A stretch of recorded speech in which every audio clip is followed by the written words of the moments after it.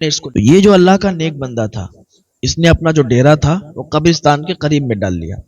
اب یہ وہیں پر رہنے لگا، اللہ کی عبادت کرنے لگا، نمازیں ادا کرتا، روزے رکھتا، نیک عمل کرتا. کسی کی جب میت ہوتی تھی تو اس کے لیے دعا بھی کرتا تھا، قبرستان میں جا کر مٹی بھی دے کے آتا تھا. قبرستان کے قریب اس لیے تھا کہ ہر وقت اسے یاد رہے کہ اسے مرنا ہے، کیونکہ انسان یہ بھول جاتا ہے نا دنیا میں آ کے کہ اسے مرنا ہے، اسے اس دنیا سے جانا ہے. یہ دنیا، یہاں کے لوگ جو ہیں ان کو یہاں سے جانا ہے، ان کو یہاں نہیں رہنا. تو اس وجہ سے اس نے اپنا ڈیرا جو تھا قبرستان کے قریب ڈالا تاکہ اسے یاد آتا رہے کہ اسے مرنا ہے، مرنا ہے، مرنا ہے، اس دنیا کو چھوڑ کے جانا ہے. ہاں، باقی یہ قید خانہ ہے، یہاں کوئی اصلی گھر کسی کا نہیں ہوتا، یہ قید خانہ ہے.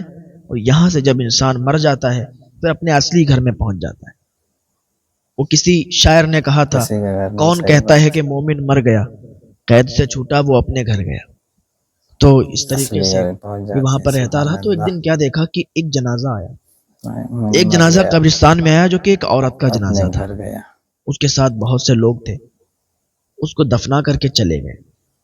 اب یہ وہاں پر روز جب سوتا تھا تو اسے خواب آتا تھا کہ قبرستان کے سارے مردے، جب سے یہ جنازہ آیا قبرستان میں تب سے اسے خواب آنا شروع ہو گیا کہ قبرستان کے جتنے مردے ہیں خواب میں آتے ہیں اور کہتے ہیں کہ مجھے بچا لو، مجھے بچا لو، یہ جو عورت آئی ہے اس کی وجہ سے ہم سارے لوگ پریشان ہیں، اس پر عذاب ہوتا ہے اور ہم سارے لوگ پریشان ہو جاتے ہیں. ایک دن خواب دیکھا، دوسرے دن لیٹا، پھر وہی خواب آیا. یہ اللہ کا نیک بندہ کہتا ہے، میں نے خواب میں ہی ان مردوں سے بات کی. میں نے پوچھا کہ آخر تم لوگ کیوں پریشان ہو؟ تو وہ کہنے لگے کہ ہم لوگ اس لیے پریشان ہیں، اس پر ہر دن عذاب ہوتا ہے، ہر دن اسے عذاب میں مبتلا کیا جاتا ہے. تو اس کی چیخیں سن کے ہم لوگ پریشان ہیں، اس پر عذاب جو ہے اس کی وجہ سے ہم لوگ پریشان ہیں، ہم لوگوں کو تکلیف ہوتی ہے، اس پر بہت سخت طریقے سے عذاب ہوتا ہے. تو اچھا یہ سمجھا کہ خواب ہے، خواب جھوٹا بھی ہو سکتا ہے، لیکن مسلسل اس نے 15 سے 20 دن وہ خواب دیکھا تو اسے یقین ہو گیا کہ آخر یہ خواب مجھے آتا ہے تو میں اس کی تحقیق کر لوں. تحقیق کرنے کے لیے قبرستان کے اندر گھس گیا. قبرستان میں گیا اور اسی قبر پر گیا جو ابھی نئی نئی قبر تھی اور جس میں وہ عورت دفن کی گئی. تو کہیں کہیں آپ نے قبرستان میں دیکھا ہوگا کہ قبر بنی ہوتی ہے اور اسی کے پاس میں پتھر کا یا کسی بھی چیز کا وہ لگا ہوا ہوتا ہے بورڈ، اس پر نام، پتہ، ساری چیزیں لکھا ہوتا ہے. تو اس قبر پر جب یہ گیا تو اس نے کان لگا کر سنا کہ واقعی کیا آواز آتی ہے. تو کان لگا کر سنا تو واقعی آواز آ رہی تھی کہ مجھے بچاؤ، میری قبر میں سانپ، بچھو، اژدہوں کو چھوڑا گیا ہے، میری قبر میں آگ ہی آگ ہے، مجھے بچا لو، مجھے بچا لو. اس طریقے کی آوازیں آ رہی تھی. اس اللہ والے نے اس قبر پر ہاتھ رکھا تو اس کا ہاتھ بالکل جل گیا. اتنی تیز اس قبر کی مٹی گرم تھی.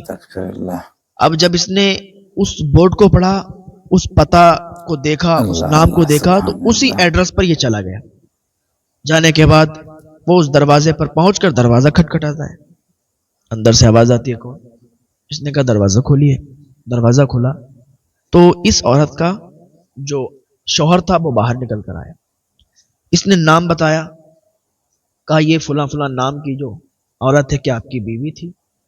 کہا میری بیوی تھی لیکن وہ تو مر چکی ہے، اور میری بیوی، مری ہوئی بیوی سے آپ کا کیا کام؟ میرا کام کچھ بھی نہیں ہے، میں اس لیے آیا ہوں کہ میں آپ کو کچھ دکھانا چاہتا ہوں، اگر آپ کو منظور ہو تو میرے ساتھ قبرستان چلیں. اس نے کہا جی بالکل چلیے. وہ جلدی سے قبرستان میں اس اللہ والے کے ساتھ آیا. آنے کے بعد اللہ والے نے کہا اس میں کان لگا کر سنو. تو کان لگا کر سننے لگا. واقعی اس سے آواز آ رہی تھی کہ مجھے بچاؤ، مجھے بچاؤ. اس نے قبر کو ہاتھ لگایا، قبر پر ہاتھ رکھ کر دیکھا، اس کا بھی ہاتھ جل گیا. مٹی اتنی تیز گرم تھی، اس میں آگ اندر دہک رہی تھی، اتنی تیز وہ مٹی گرم تھی، اس پر سخت طریقے سے عذاب ہو رہا تھا. اب یہ شخص کہتا ہے، یہ اللہ والا کہتا ہے مجھے یہ بتاؤ کہ آخر اس کا کون سا جرم تھا، آخر اس کا کون سا جرم تھا کہ جس کی وجہ سے اس کی قبر میں آگ ہی آگ ہے، جس کی وجہ سے اس کو عذاب دیا جا رہا ہے. آخر وہ کون سا اس کا جرم تھا، ذرا بتاؤ تو صحیح. کون سا گناہ تھا؟ وہ کہنے لگا اتنی کہ اس کا بڑی جرم عذاب کیا ہوگا۔ بتاؤں میں آپ کو. جب میری اس سے شادی ہوئی تھی تو یہ ایک طوائف تھی. تو میں نے اس کو لاکھ بار کوشش کی منانے کی، سمجھانے کی کہ تیرا یہ کام جو ہے نا ناچنے کا، ڈانس کرنے کا، اس کو بند کر دے. یہ تیرا ڈانس کرنے کا جو کام ہے اس کو بند کر دے، سوائے صحیح گناہ کے نہیں اور کچھ نہیں ملتا اس میں.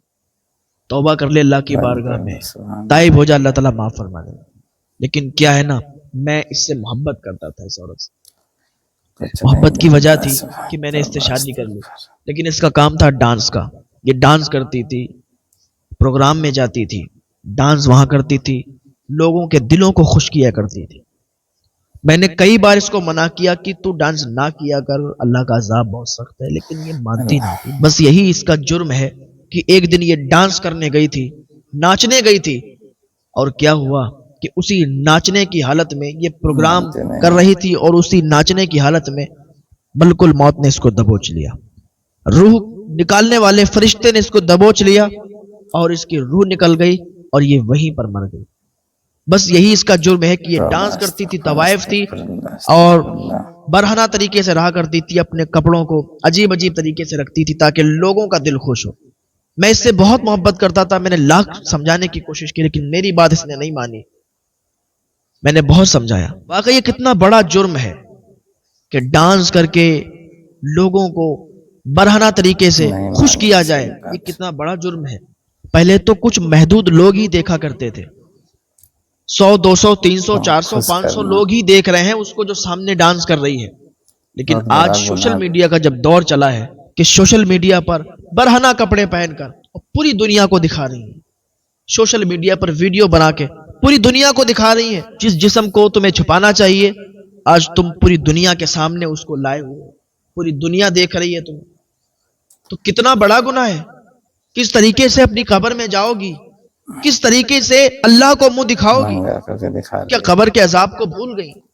کیا قبر کے عذاب کو بھول گئی کہ کس طریقے سے سخت عذاب ہوتا ہے اور اللہ کی پکڑ بہت سخت ہے. آج آپ دیکھیں ہماری قوم میں کتنی بچیاں سوشل میڈیا پر اپنی ویڈیو بنا کے پوسٹ کرتے ہیں. گھر والے بھی نہیں منع کر رہے، گھر والے اور ان کی تعریفیں کرتے ہیں کہ واہ بھائی واہ کیا بات ہے، کس طریقے سے تم نے ویڈیو بنائی ہے، یہ تو بہت زیادہ وائرل ہوگی.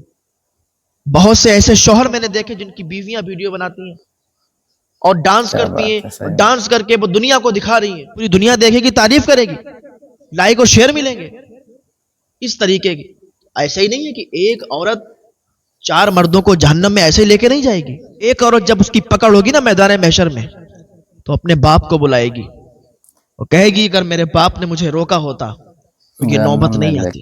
شوہروں کو بھی بڑا خوشی ہوتی ہے اپنی بیویوں کا ڈانس یا کسی طریقے کی ویڈیو سوشل میڈیا پر دیکھ کر کے بڑی خوشی ہوتی ہے، تعریف کرتے ہیں. لیکن یاد رکھو یہی عورت 4 مردوں کو جہنم میں لے جائے گی. جب اس کی پکڑ ہوگی نا سخت طریقے سے تو یہ بلائے گی اپنے باپ کو اور کہے گی اگر میرے باپ نے مجھے روکا ہوتا، میرے باپ نے مجھے ٹوکا ہوتا، مجھے منع کیا ہوتا تو آج یہ نوبت نہیں آتی. نہیں بناتی میں ویڈیو، نہیں کرتی میں ڈانس، نہیں دکھاتی دنیا کو اپنا جسم. اگر یہ ساری باتیں ہوئی تو اس میں میرا باپ ذمہ دار ہے کیونکہ اس نے کبھی مجھے منع نہیں کیا. اگر وہ منع کرتا تو میں مان جاتی. پھر بلائے گی اپنے بھائی کو کہ یہ میرا بھائی ہے. اگر اس نے ہی منع کیا ہوتا تو میں مان جاتی. بلائے گی اپنے شوہر کو کہ یہ میرا شوہر، اس نے تو میری بڑی تعریفیں کی تھی، بڑی زیادہ تعریف کرتا تھا کہ دنیا تجھے دیکھے گی تو تعریف کرے گی. میرے شوہر نے کبھی بھی مجھے منع نہیں کیا. اگر یہ میرا شوہر مجھے منع کرتا یہ نوبت نہیں آتی اور کبھی بھی میں اس طریقے کے کام نہیں کرتی، کبھی بھی ڈانس نہیں کرتی، کبھی بھی اپنے برہنہ کپڑوں کو پہن کر سوشل میڈیا کے سامنے نہیں آتی، کبھی بھی اپنے جسم کی نمائش نہیں کرتی، کبھی بھی ایسا کام نہیں کرتی. پھر بلائے گی اپنے بیٹے کو کہ اگر میرے بیٹے نے ہی مجھے منع کیا ہوتا تو میں مان جاتی. یہ سارے لوگ ذمہ دار ہیں، یہ کسی نے مجھے نہیں منع کیا. جب میں یہ کام کیا کرتی تو سارے لوگ تعریفیں کیا کرتے تھے. اگر کوئی بھی منع کر دیتا تو میں مان جاتی. یہ سارے لوگ ذمہ دار ہیں تو ان سارے لوگوں کو جہنم میں ڈالا جائے گا. تو یہ ایک عورت ان 4 مردوں کو بھی جہنم میں لے کے جائے گی. اللہ تعالیٰ کی بارگاہ میں دعا ہے